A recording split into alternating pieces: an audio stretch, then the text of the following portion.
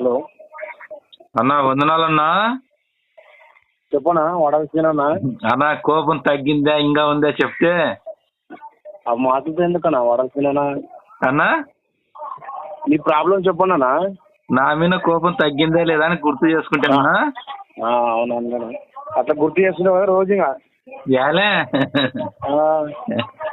ఏలేనా అన్నా ఎక్కడన్నా పరిచయకి ఎక్కడ పోయినావా? విషయం చెప్పండి. ఇప్పుడు ఆ విషయాలతో ఎందుకు రండి, ఇప్పుడు మీ విషయం చెప్పండి. నా మీద కోపం తగ్గిందే తగ్గలేదని డౌట్ గుర్తొచ్చి చేసిన అంతే, ఏం లేదు. ఓకేనా? సరే ఇంకొకసారి చేయకండి ఫోన్. ఓకేనా? ఫోన్ కానీ చేయొద్దంటావా? చేయొద్దు. అయితే నెంబర్ తీసేస్తాలేనా అన్న? సరే ఎప్పుడు తీసేయాలి, నువ్వు మధ్య పెట్టుకున్నావు. లేదు తీసేయలే, మాట క్లారిటీ మాట్లాడాక చాలా పెద్దలు వాడాల్సిన వద్దులే ఇంకా నువ్వు పెద్దలు. ఎందుకంటే భగవాన్ దాసు తర్వాత బొంగూరు జాను ఇట్లా దొంగ సేవకులు అమ్మడి తిరుగుతున్నావు కదా. మనం ఆ మాట వాడకూడదు కదా. ఒక వ్యక్తి దొంగ సేవకులు వ్యక్తి కాదు. నువ్వు మాట్లాడినావులే, నువ్వు పెట్టే ప్రతిలో అందరు పెడుతున్నావు కదా, అదే సరిపోతుంది. దొంగ సేవకుడు, భగవాన్ దాస్ పెద్ద దొంగ సేవకుడు, ఇలాంటి వాళ్ళతో జత కట్టుకొని నువ్వు ఇట్లా చేయడం చాలా తప్పు. ఎందుకంటే నీ ఆత్మీయ విశ్వాసాన్ని పోగొట్టుకుంటావు. నీకు చదువు రాదు, చదువులేని అజ్ఞాని నువ్వు. చదువునితే బాగుంది నీకు. సర్లేనా, అతి త్వరలో ఏది సత్యం అనేది కర్నూలు జిల్లా ఏరియాలో మనకు బయలుపడుతుంది. కానీ నువ్వేం చేయలేవు. యేసుప్రభు నిజమైన దేవుడు, సత్యదేవుడు. ఓకేనా? డిబేట్కి వస్తాడంటే రమ్మను బొంగురుజాన్ని. సర్లేనా? ఓకేనా? చాతకు కాదు బొంగురుజాను, చాతకు కాక మిమ్మల్ని పంపిస్తాం. చదువురాని వాళ్ళని పెట్టుకొని నీకు చదువు రాదు, ఏమి రాదు. వాళ్ళకి సంబంధం లేదు, తెలివి లేదు నీకు, అజ్ఞాని. వాళ్ళకి సంబంధం లేదు. ముఖ్యంగా చదువుకోలేదు. చదువు రాక నువ్వు ఏం చేస్తున్నావు అంటే ఇతర వాళ్ళని చాలా బాధ పెడుతున్నావు. చెయ్యి ఎంతవరకు చేస్తూ దేవుడు చూస్తుంటాడు. ఖచ్చితంగా దేవుడు ఫలము ఏదో ఒక రోజు నీకు దేవుడు తగిన శిక్షిస్తాడు. ఎందుకంటే నీ వరకు నువ్వు చేసుకొని పోతున్నావు కదా. చెయ్యి. బొంగురుజాను దొంగ సేవకులు అమ్మడు తిరిగి నువ్వు నీ జీవితాన్ని పాడు చేసుకుంటున్నావు అన్న. అట్లేం లేదులేనా. అంటే వాళ్ళంతా అవిశ్వాసం, జ్ఞానం వాళ్ళకి డిబేట్ పిలిస్తే రాలేదు. తిరికోడు బొంగురుజాను. బొంగురుజాను ఫోన్ చేస్తే ఆడోళ్ళు ఎత్తారు. మాట్లాడే తప్పలేదు ఆయనకి. ఆడోళ్ళతో ఫోన్ మాట్లాడిస్తాడు నా బొంగురుజాను. 2-3 సార్లు ఫోన్ చేసిన ఆడోళ్ళు ఫోన్ ఎత్తారు. బొంగురుజాను ఆడ వ్యక్తి మగ వ్యక్తి. నేను తెలుసుకోవడానికి పోయానన్నా, నా బాధ్యత తెలుసుకోవాలి కదా. తప్పనా వాడాల్సిన. నీకు కావాలంటే ఇంకొకసారి రా, నీకు సత్యం చెప్తాము. ఏదో వచ్చి ఏదో వాళ్ళు అడిగిన క్వశ్చన్ నీకు తెలియక నువ్వు అవిశ్వాసం పడి నీ జీవితం నాశనం చేసుకుంటున్నావు నా వాడాల్సిన. సరేనా, మీరు ప్రేమపూర్వకంగా తమ్ముడు సత్యం చెప్తామంటే వినడానికి నేను సిద్ధంగా ఉండా. నీకు చదువు రాదు. ముఖ్యంగా నీకు చదువు వస్తేనే కదా నువ్వు వినే కూడా. అంటే బైబుల్లో చదువు వచ్చినట్లు కాదన్న, దేవుడు జ్ఞానం ఇవ్వాలి కదా. చదువు రాదు కాబట్టి ఏం చేశాడంటే బొంగురుజాన్ని అట్ల వాళ్ళు మట్టుకొని చదువురాలను మట్టుకొని ఏం చేస్తున్నాడంటే జీవితాలను నాశనం చేస్తున్నాడు అన్న. ఇప్పుడు ఆయన అన్న మాటకు వాళ్ళని ఎత్తాల్సిన అవసరం అయితే లేదన్నా. అవును అంతే. ఇప్పుడు వాళ్ళ విశ్వాసం నువ్వు. ఎందుకంటే నీకు చదువు రాదు. నీకు నేను వాళ్ళ విశ్వాసం కాదన్నా, బైబుల్ విశ్వాసం అన్న. బైబుల్ విశ్వాసం అయితే నువ్వు అట్లా కాదు కదా. నువ్వు బైబుల్ విశ్వాసం తెలుసుకుంటుంది.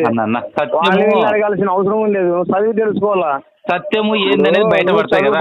నువ్వు ఎవరినో పాస్టర్ దగ్గరికి వెళ్ళేది, వీడియో తీసి పెట్టేది యూట్యూబ్ లో తప్పది చాలా. ఎందుకంటే నువ్వు చేయడం చాలా తప్పనా. సరే అన్న, అంటే బాధ పెడితే నరహత్య కింద లెక్క వస్తుంది. నరహత్య చేయకూడదని చెప్తున్నాడు కదా.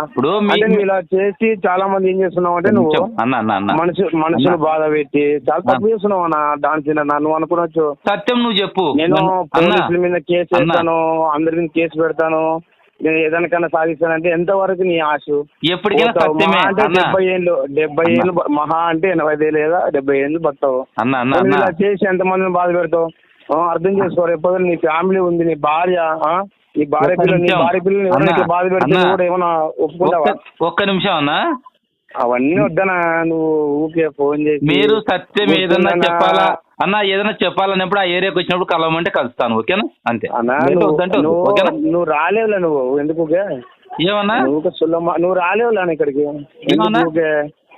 నువ్వు రాలేవులేనా? డాన్సీనన్నా డాన్సీనన్నా అన్న మన యమునూరు ఏరియాకి రాలేనంటావా? రాలేవనా నువ్వు? ఎందుకంటే నువ్వు ఆ పని సత్యం కాదు, అది అబద్ధం అనమాట. యేసుక్రీస్తు దేవుడు కాదని సత్యం కాదు, అది అబద్ధము. ఆ అబద్ధం అన్నప్పుడు చెప్పాల్సిన కనీస బాధ్యత మీకు ఉంది కదన్నా. నువ్వు రా మరి, నువ్వు వచ్చి మరి. కూర్చో, ఇప్పుడు నువ్వు రాలేవు, నువ్వు రాలేవు. సత్తలేదు నీకు, కూర్చునే సత్తలేదు నీకు. నువ్వు కూర్చో, నువ్వు నిరూపించాలి, చదవాలడా, వచ్చిన చూపి చదవాలి. నువ్వు నీకు చదువు రాదు ఏం రాదు, నువ్వు ఎట్లా కూర్చుంటావనా? చదువు రాకుంటే అయిపోయి అనేది కాదు కదన్నా. ఏదన్నా మాకు ఇప్పుడు మేము చదువు రాని బుద్ధిహీనుడు నువ్వు. నువ్వు బుద్ధిహీనుడు కాబట్టి ఏమంటున్నావు అంటే నీకు చదువు రాదు, ఎవరు నమ్మిన వాళ్ళ గుడ్డిగా నమ్మి నువ్వు యశ్వరాబుని దేవుడు కాదని నిరూపించు. అవి ఎవరో చెప్పిన వాక్యాలను పట్టుకొచ్చి కాదనా, నీకు సత్తా ఉంది అని సొంతంగా చదువుకొని రావాలా. ఎవరో రాసింది నువ్వు చూపించి తప్పనా వాడాల్సినా? ఇది చాలా తప్పన.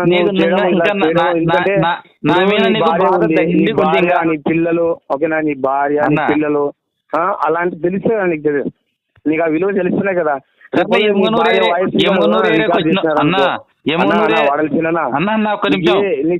నీ భార్య, నీ పిల్ల, నీ భార్య ఎవరితో మాట్లాడింది, వాయిస్ ఇక్కడ ఎవరు ఇంట్లో పెడితే నీ భార్య బాధపడదా?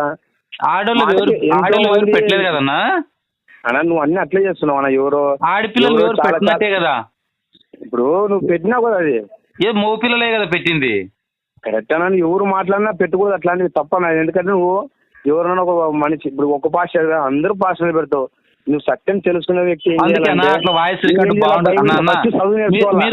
ప్రేమపూర్వకంగా ఒక్క నిమిషం అన్న అన్న మీరు అట్లా వాయిస్ అంటున్నారనే నిన్న జగ్గైపేట నల్గొండ జిల్లా డైరెక్ట్ పోయి వీడియో తీసుకుంటున్నా. ఇంకా బాధ ఎందుకు? అవునవును కరెక్ట్. నువ్వు తీసుకోవడం సమస్య కదా. నువ్వేం చేయాలి, సత్యాన్ని ఫస్ట్ తెలుసుకోవాలన్నా. ఎవరో చెప్పిన వీడియోస్ పెట్టుకొని డబ్బులు సంపాదించాలని ఇట్లాంటి ఆలోచనలు ఎందుకన్నా? అన్న సత్యము మాది, మేము సత్యం అంటున్నాం, మీది సత్యం అంటున్నాం, కానీ సత్యం ఒకటి.